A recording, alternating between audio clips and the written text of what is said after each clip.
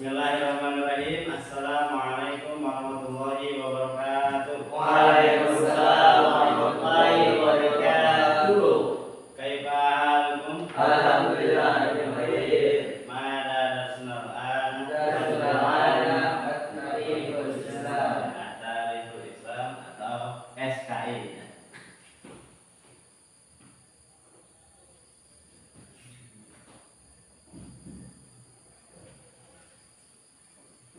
Jadi untuk pembelajaran kita hari ini temanya tentang perkembangan Islam di dunia dan di Indonesia.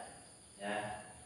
Jadi kita sebagai umat Islam tentunya mau nggak mau, ya bukan mau nggak mau sih, wajib harus wajib mengetahui asal usulnya Islam itu bagaimana, dan bagaimana pertama munculnya, kapan dan di mana munculnya, dan kepada siapa munculnya. Kita harus mengetahui ya, karena kita sebagai umat Islam ya harus kenal dengan agama kita itu sendiri ya, yaitu Islam itu sendiri.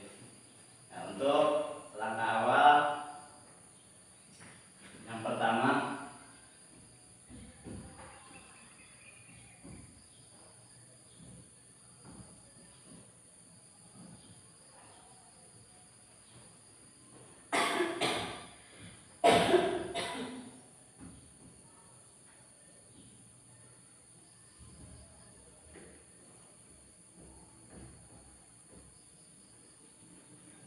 nah ini latar yang pertama akan kita bahas, latar belakang perkembangan Islam ya.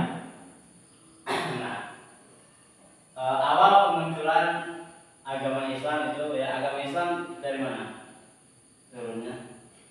Dari Allah Subhanahu wa taala. Ya, karena agama Islam adalah agama Allah.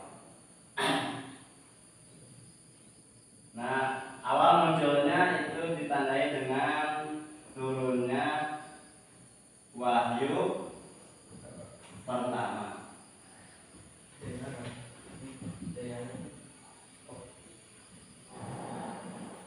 Wahyu pertama ini ya turun kepada siapa? Kepada Nabi Muhammad ketika beliau berumur 40 tahun. Ketika itu ya, Nabi Muhammad sedang menyendiri beribadah di gua yang bernama gua Hiro ya. Nah, ketika itu turunlah wahyu pertama kali yang tentunya kita udah pernah kenal ya, suratnya surat apa? Al-Alaq 1 sampai 5.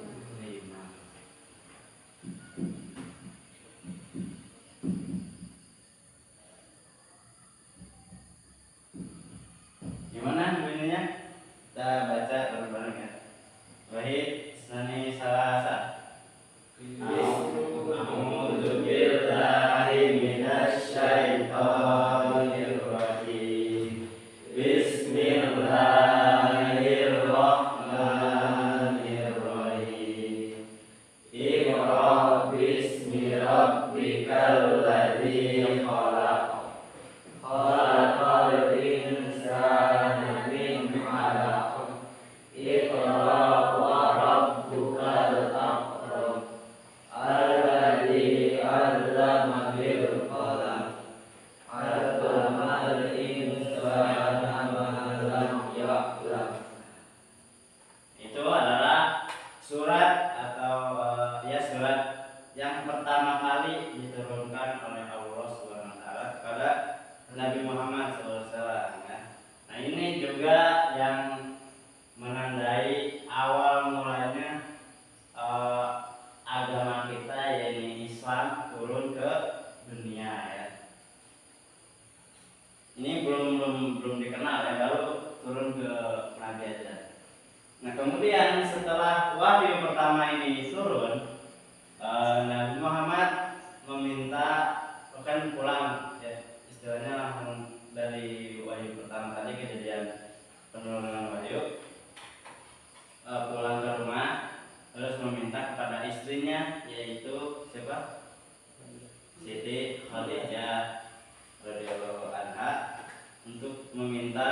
diselimuti ya, karena setelah kejadian di Gua Hira tadi itu membuat tubuh Nabi gemetar dan kedinginan, jadi minta diselimuti. Nah, selang beberapa waktu setelah diselimuti, turun lagi lah wahyu yang kedua.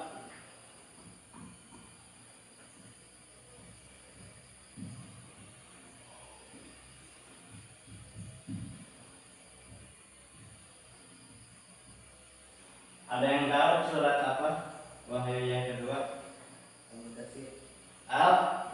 Al-Mudassir ya, Al-Mudassir ayat 1 sampai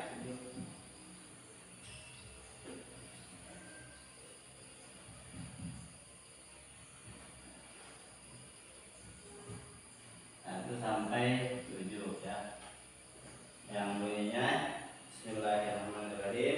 Ya ayyuhal mudaththir kum fa'anzir wa rabbaka fakabbir wasiyabaka fatahhir warujza fahjur wala tamnun tastaksir wa lirabbika fasbir.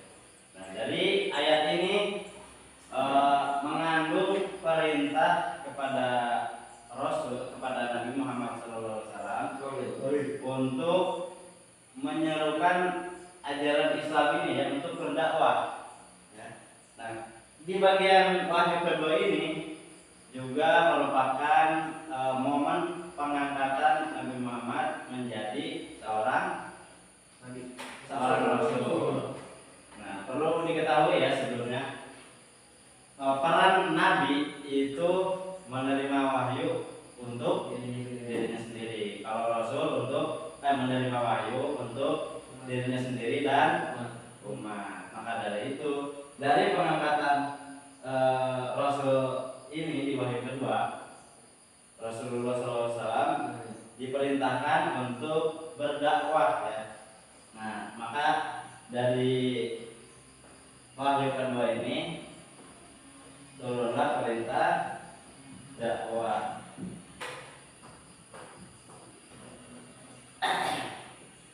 Nah, dalam dakwah tersebut ada 2 dakwah yang dilakukan oleh Rasul.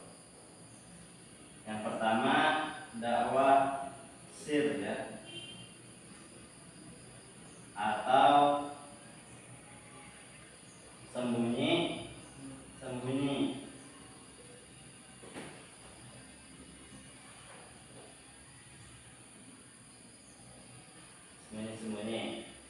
Nah, dakwah yang Rasul lakukan enggak langsung terang-terangan ya, karena ini terbilang agama yang baru di masa itu, kan baru turun ya, nggak mungkin langsung saya dapat ini dan ini nggak bisa seperti itu prosesnya ya.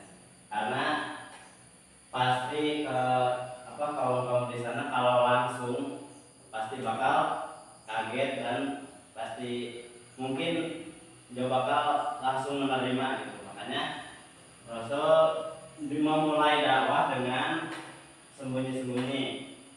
Nah, hasil dakwah sembunyi-sembunyi ini adalah ya kepada orang-orang terdekatnya, kerabat, keluarga, sahabat.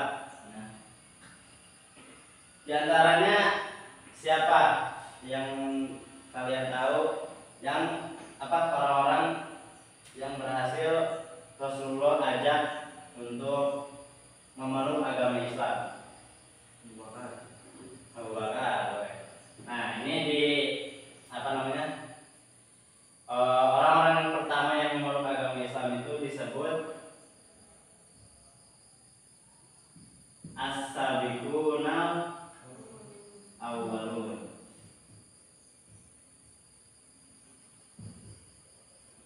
Sabiqunal awwalun ya.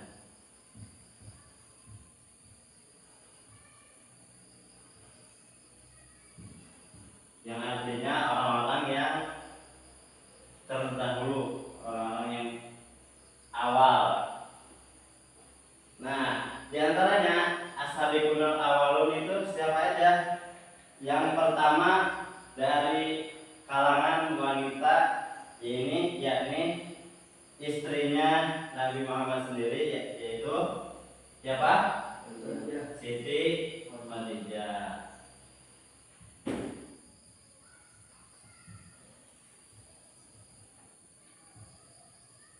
Kemudian dari kalangan orang dewasa pertama yang memeluk agama Islam, siapa tadi? Abu Bakar.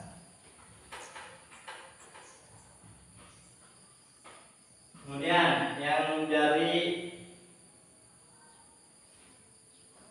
anak kecil pertama kali yang memeluk Islam, Sayyidina Ali.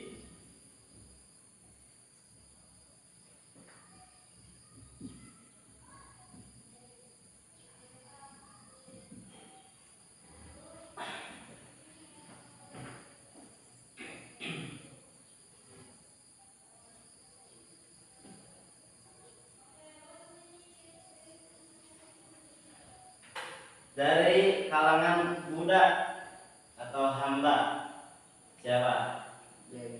Zaid bin Harisah.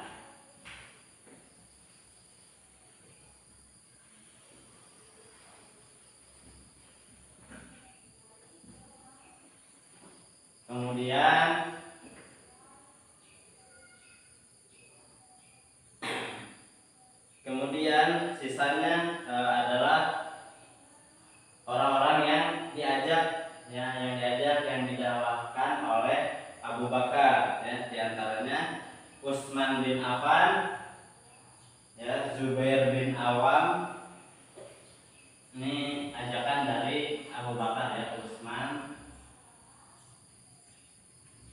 bin Affan. Kemudian Zubair bin Awam.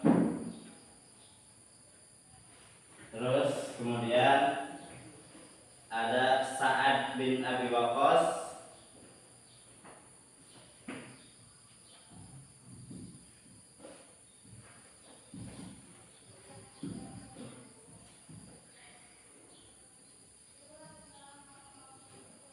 Kemudian ada Abdurrahman bin Auf.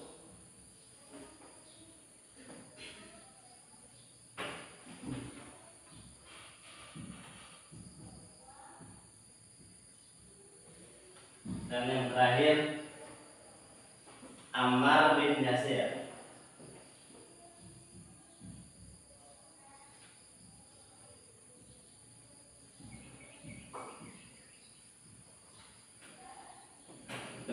Nah, maka inilah orang-orang yang disebut as-sabiqunal awwalun, ya, orang-orang yang pertama kali memeluk agama Islam. Nah, ini hasil dari dakwah sembunyi-sembunyi yang dilakukan oleh Rasulullah. Kemudian setelah dakwah sembunyi-sembunyi ini selesai, maka Rasulullah SAW mulai memberanikan diri, ya, untuk dakwah yang terang-terangan, ya, disebutnya dakwatul jahar atau terang-terangan.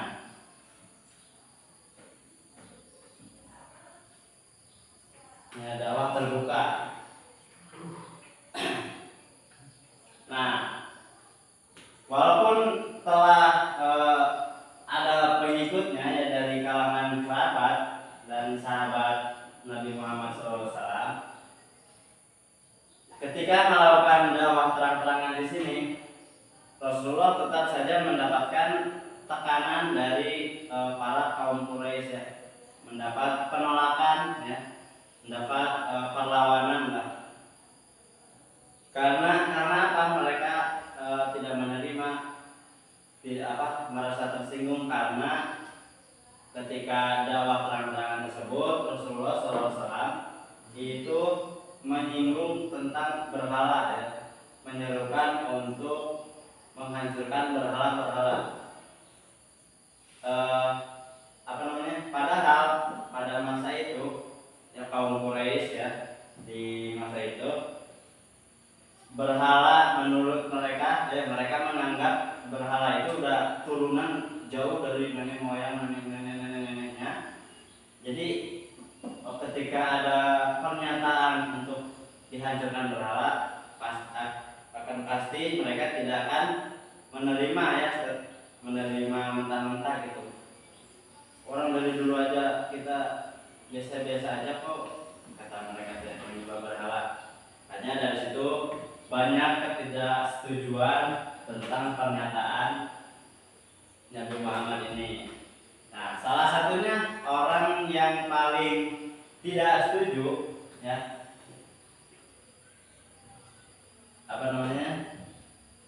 terhadap pernyataan Rasulullah SAW pas dakwah ini ada yang sangat dikenal ya, yaitu paman nabinya sendiri. Siapa?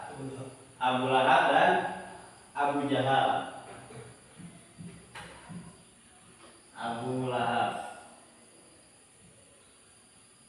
Kemudian ada Abu Jahal. Nah, kedua orang ini pada saat itu merupakan pemuka kaum Quraisy ya, jadi penggerak lah istilahnya.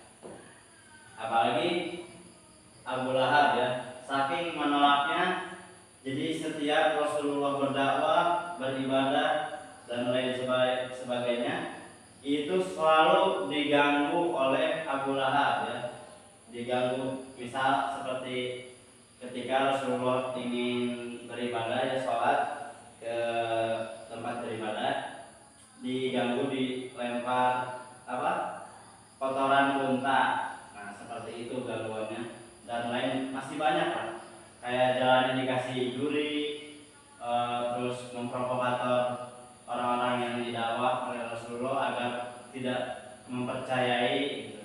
Bahkan sampai ingin mengancam untuk membunuh Nabi ya karena menolak itu.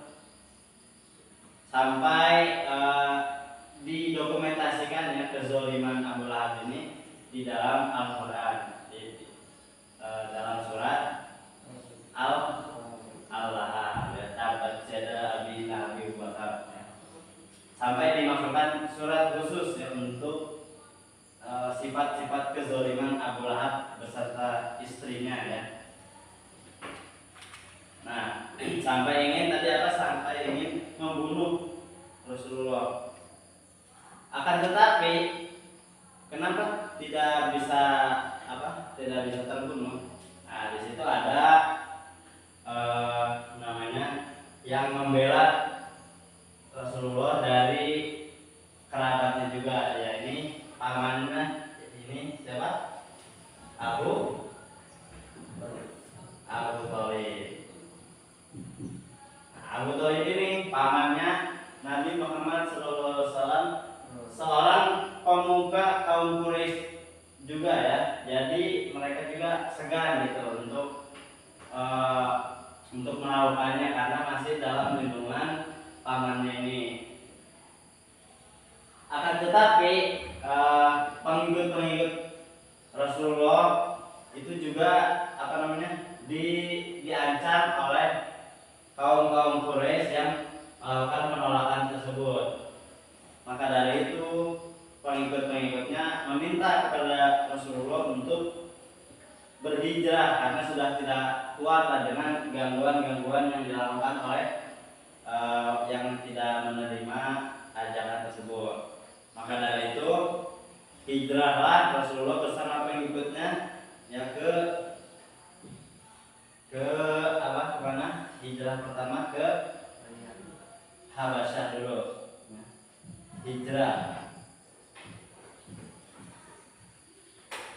Hijrah yang pertama ke Habasyah. Atau yang sekarang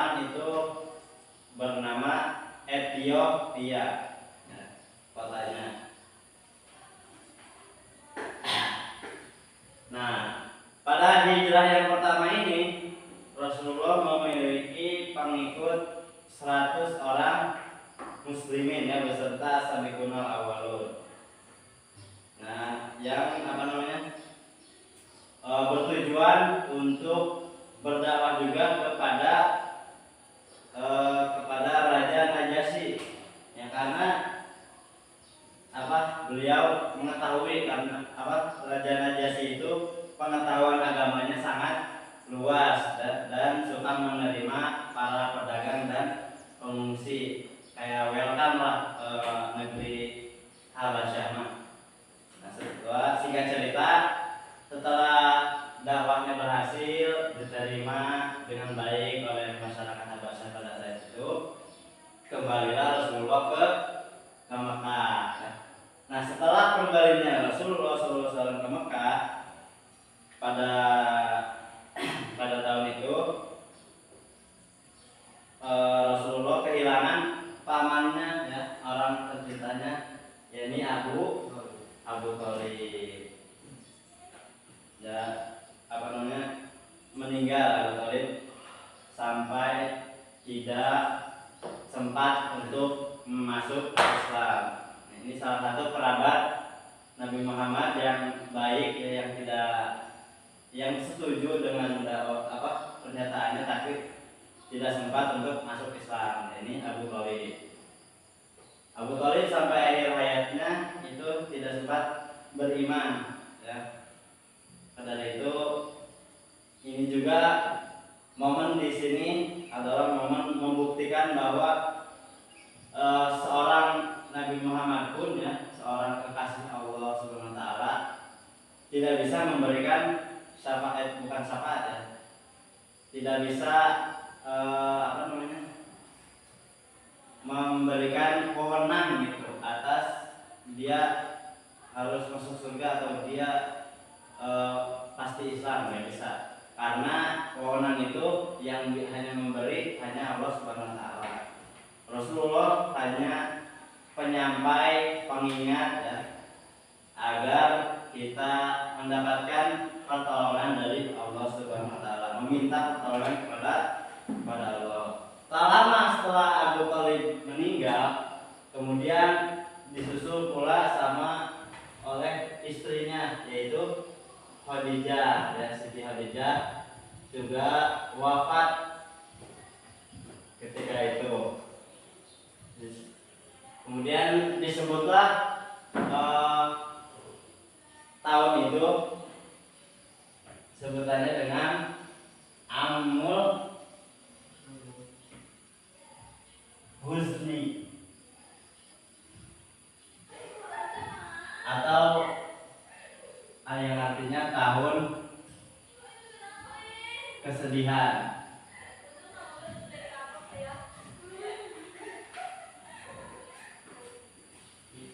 Karena pada tahun itu dua orang tersayang Nabi meninggal, ya, wafat di waktu yang berdekatan. Nah, atas dasar kehilangan dua orang tercintanya ini membuat tekanan dari orang-orang Quraisy makin besar lagi, ya. Nah, setelah makin besarnya tekanan orang-orang Quraisy tersebut, maka dari itu Rasulullah hijrah kembali. Kemana hijrah yang kedua? Ke Madinah. Nah, dalam hijrahnya ke Madinah ini jumlah pengikut Rasul makin bertambah, ya. Pada musim haji pertama bertambah 70 orang laki-laki dan 2 orang perempuan. Itu masih dengan sembunyi-sembunyi.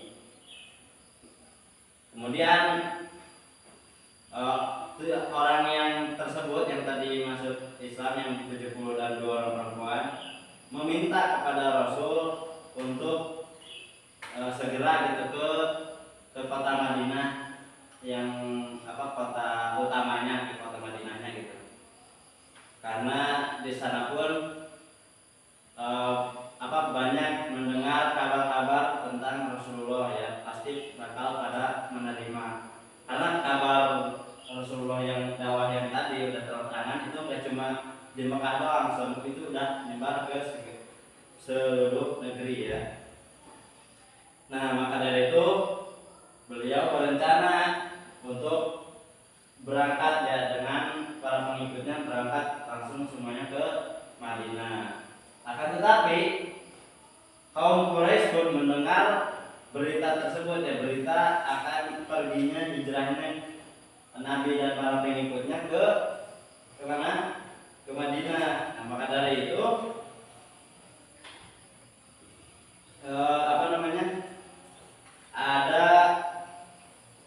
ada rencana dari kaum Quraisy untuk mencegat lah ya, istilahnya mencegat Nabi Sallallahu Alaihi Wasallam. Nah, ada singkat cerita, ada kisah ya, ketika Rasulullah dan rombongannya itu sedang beristirahat, tapi Rasulullah udah dikasih spoiler sama malaikat Jibril ya. Udah dikasih tahu bahwasanya akan ada penyerbuan atau ya pembegalan dari kaum Quraisy. Nah, maka dari situ malam-malamnya mereka kaum Quraisy sudah berjaga, tapi tiba-tiba entah mengapa tiba-tiba langsung tertidur mereka. Nah, pada saat itu Abu Bakar dan Rasulullah berangkat duluan ke Madinah. Nah, sedangkan yang di tempat tidurnya Rasulullah itu ada Sayyidina, digantikan oleh Sayyidina Ali. Ketika Rasulullah dan Abu Bakar telah pergi, bangun tuh kaum Quraisy langsung ke tempat kediamannya Rasul, ke tempat tidurnya. Ketika mau dibunuh, pas dibuka mereka kaget, ternyata yang di sana bukan Rasul, melainkan siapa? Sayyidina Ali. Nah, pada saat itu marah tuh kaum Quraisy karena Rasul dan Abu Bakar berhasil lolos. Kemudian yang lain juga disusul dengan yang lain pada selamat ya. Nah, sampailah Rasulullah ke Madinah. Dalam hijrah yang ini dimulailah tahun Hijriah ya. Di sini dimulai tahun Hijriah. Perhitungan tahun Hijriah yang kita kenal sekarang ya. Sekarang misalkan yang Dzulhijjah, Dzulqa'dah dan lain sebagainya, itu dimulai ketika hijrahnya Rasulullah ke Madinah. Nah, dalam hijrah Madinah ini mendapat sambutan yang luar biasa ya oleh masyarakat Madinah. Juga Rasulullah menyatukan dua kaum di sini. Kaum apa aja? Yang pertama kaum Muhajirin. Kaum Muhajirin kaum apa? Kaum ini yang berhijrah dari Mekah ke Madinah. Kemudian kaum satu lagi ada kaum Ansor. Kaum Ansor kaum asli yang menetap di Madinah. Dua kaum tersebut disatukan oleh Rasul disatukan menjadi bersaudara yang kuat. Nah, karena dua kaum besar ini, jadi di kota Madinah Rasulullah mendapatkan keselamatan yang terjamin, gitu, keamanan yang terjamin. Karena ini dua kaum ini kaum yang sangat besar pada masa itu ya. Kemudian setelah hijrahnya ke Madinah diterima dan besar banyak pengikutnya, Rasulullah mulai mengatur tatanan di Madinah ya. Peraturan-peraturan Islam di sana disebarkan, diterapkan ya, seperti menganjurkan ukhuwah persaudaraan dan mengasihi anak-anak yatim, janda, dan lain-lain, dan hamba sahaya demi membangun peri kemanusiaan. Kemudian juga karena mereka pun tahu ya, kaum Quraisy nanti saja tidak menerima dakwah ini ya, tidak menerima atas kemenangan ini ya, kemenangan dari Islam itu makin besar nih. Nah, kaum Quraisy tidak menerima. Maka dari itu Rasulullah bersama rombongannya di Madinah mempersiapkan untuk menghadapi penduduk Mekah ya, penduduk kaum Quraisy ini. Ya udah siap-siap lah setiap perang. Jadi kayak latihan berpedang, latihan memanah, dan berkuda, dan pokoknya latihan persiapan untuk menghadapi jikalau orang-orang Quraisy ini menyerbu ke Madinah. Karena pada saat itu ada banyak peperangan yang dilalui oleh Rasul ya. Yang akan kita bahas pertama yang ini aja, yang awal-awal aja ya. Nah, perang yang pertama ya, yang paling ikonik itu ada perang Badar. Perang Badar Kubro. Langsung aja ke Kubro ya. Nah, dalam perang Badar Kubro ini terjadi pada bulan Ramadan tahun kedua Hijrah ya, setelah Rasulullah mengatur lain sebagainya di Madinah tersebut tadi ya. Kaum Quraisy pun mendengar ya kabar tersebut, kok Madinah sudah mulai terhasut nih oleh ajaran Nabi Muhammad, seperti itu ya kira-kira. Nah, maka dari itu kaum Quraisy ini melancarkan serangan, yang melancarkan strategi untuk menyerang Rasulullah. Ngasih surat lah, kalau gak mau berhenti kita akan menyerang gitu. Kalau tidak menerima tawaran kita, mending perang aja di Badar. Itu nama tempat ya, nama tempat Badar itu sebuah tempat pasar ya di perbatasan Makkah dan Madinah yang sangat besar. Pokoknya di situ udah janjian lah.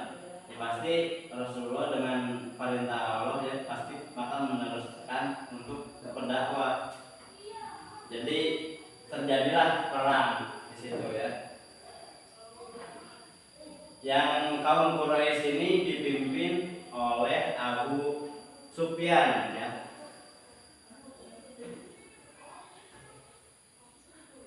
Nah, maka Abu Sufyan udah berangkat dengan pasukannya yang berjumlah 1.000 orang ya.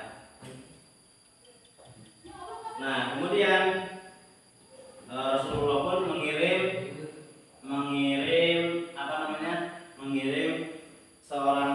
beberapa sahabat dan pasukannya ya untuk menghadang pasukan dari pimpinan Abu Sufyan ini. Di antaranya orang yang diutus oleh Rasul ada Hamzah, Ali bin Abi Thalib, dan Ubaidah. Nah, pada saat itu di Badar ini mereka bertiga ditantang untuk duel ya, satu lawan satu, duel satu lawan satu. Jadi 3 versus 3, tapi sistemnya satu-satu gitu, by one. Yang ada, kalau nggak salah ini ada pernah kita tontonin ya filmnya di animasi yang Bilal. Nah itu kalian udah pada nonton belum? Udah kan? Ada animasinya, ada kartunnya. Pokoknya ada duel. Nah,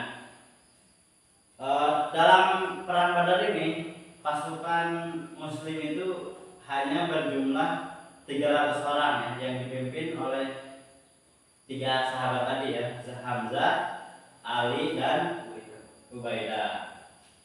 Nah, menghadapi petinggi kaum Quraisy ya, dalam duel tersebut.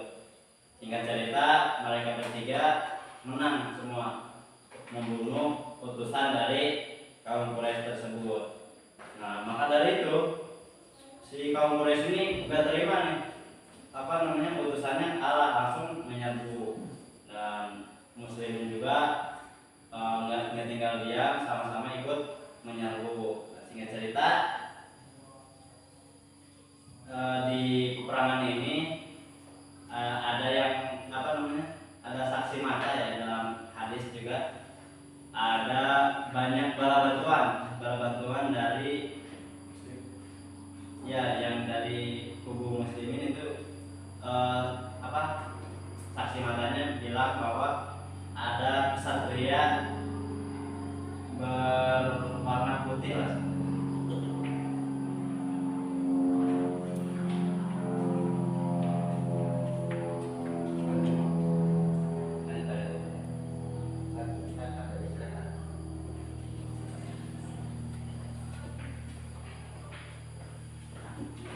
Lanjut ya. Ada bala bantuan dari kesatria yang berwarna putih, maksudnya malaikat. Nah, emang di perang Badar ini, di animasi yang tadi saya sebutkan pun ada animasi bala bantuan dari malaikat tersebut. Jadi pada turun ya malaikatnya untuk membantu kaum muslimin mengimbangi atau memenangi perang Badar tersebut. Maka dari itu menang hasilnya ya, kaum muslimin di perang Badar ini menang, yang berjumlah hanya 316 orang melawan 1000 orang ya, hasilnya menang. Nah, dalam peperangan ini ada beberapa yang mati syahid di kubu muslim ya, sebanyak 14 orang. Melainkan dari kubu kaum Quraisy yang meninggal itu ada 70 orang ya, sisanya terpukul mundur. Nah, yang termasuk meninggalnya itu salah satu pemuka ya, pembesar kaum Quraisy yang termasuk paman Rasulullah juga ya, yaitu Abu Jahal yang meninggal pada peperangan ini. Dan juga banyak tawanan-tawanan dari kaum musyrik ya, yang ditawan oleh Rasul di peperangan ini. Nah, jadi singkat cerita menanglah perang Badar. Kemudian ada satu lagi ya, perang yang lumayan banyak yang terkenal. Salah satunya perang yang dipimpin langsung oleh Rasulullah, yaitu perang Uhud. Nah, dalam perang Uhud ini latar belakangnya, alasannya terjadinya adalah karena tidak terimanya kaum Quraisy kalah di perang Badar sebelumnya. Nah, maka dari itu mereka berencana untuk melancarkan serangan balasan gitu. Karena nggak terima nih kalah, gas lagi gitu, tambahin lagi biar bisa menang. Nah, dalam perang kali ini orang musyrik menambah jumlah pasukannya menjadi 3.000 pasukan, 3.000 orang ya. Yang tadinya sebelumnya cuma 1.000, sekarang menambah lagi jadi 3.000. Nah, sementara dari kubu muslim itu ada 700 orang. Nah, ketika itu Rasulullah ngasih strategi ya, dengan meletakkan 50 orang pemanah di atas bukit, namanya Bukit Rumah.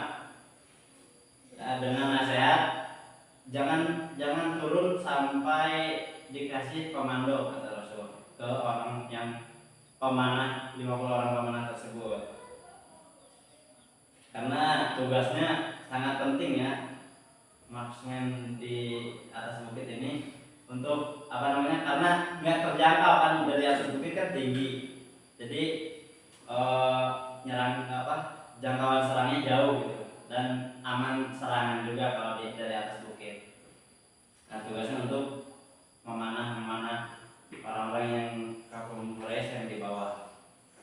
Nah karena strategi yang ini apa namanya, banyak tentara Quraisy berguguran ya, udah kayak mau menang lah, banyak berguguran, banyak yang meninggal dari kaum Quraisy karena strategi pemanah ini. Nah kemudian karena melihat banyak yang apa gugur, banyak yang tewas karena panahan tersebut, banyak yang kabur juga karena nggak expect itu, oh tiba-tiba ada yang nyerang dari atas, siapa yang duga gitu. Nah mereka kabur ke kaum Quraisy, ada yang meninggal, ada yang kabur. Nah melihat banyak yang kabur dan banyak yang kewalahan kaum Quraisy, orang 50 orang pemanah tersebut merasa, menang nih, udah pasti menang lah ini mah, ditinggal juga udah pasti menang gitu, merasanya seperti itu, sampai melupakan nasihat Rasul yang tadi, yang gak boleh turun kalau tidak ada komando. Mereka pun turun untuk menjarah harta peperangan yang ditinggalkan oleh kaum Quraisy. Melihat kesempatan itu, kaum Quraisy pun ikut menyerang balik ya. Ketika apa namanya, sini ya, misalkan ini bukitnya, ini bawahnya ya. Nah ketika pasukan pemanah ini turun ke bawah, nah kaum Quraisy pun memutar lewat sini untuk membopong 50 orang pemanah ini. Dan alhasil ya, 50 orang pemanah ini banyak yang tewas, banyak yang gugur. Salah satunya pemuka agama Islam juga, yakni Hamzah, gugur dalam peperangan Uhud tersebut karena kesalahan 50 orang pemanah tadi, karena yang melalaikan nasihat Rasul ya. Yang gugur di perang Uhud dari kubu Muslim itu sebanyak 70 orang ya. Nah, itulah singkat cerita dari perang Uhud ya. Sampai sini paham? Ada yang ditanyakan? Tidak ada ya. Kalau tidak ada, boleh langsung ditulis masing-masing. Selagi kalian menulis, saya baca. Silakan ditulis.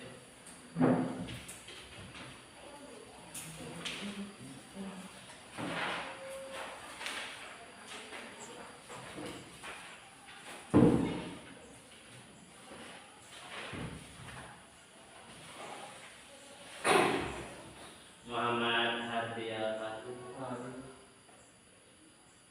Sairul Adha,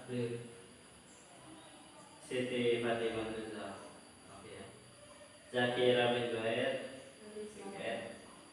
Keisha, Muhammad Haikal, Marid, Andika Syifa Septiana, Hazik,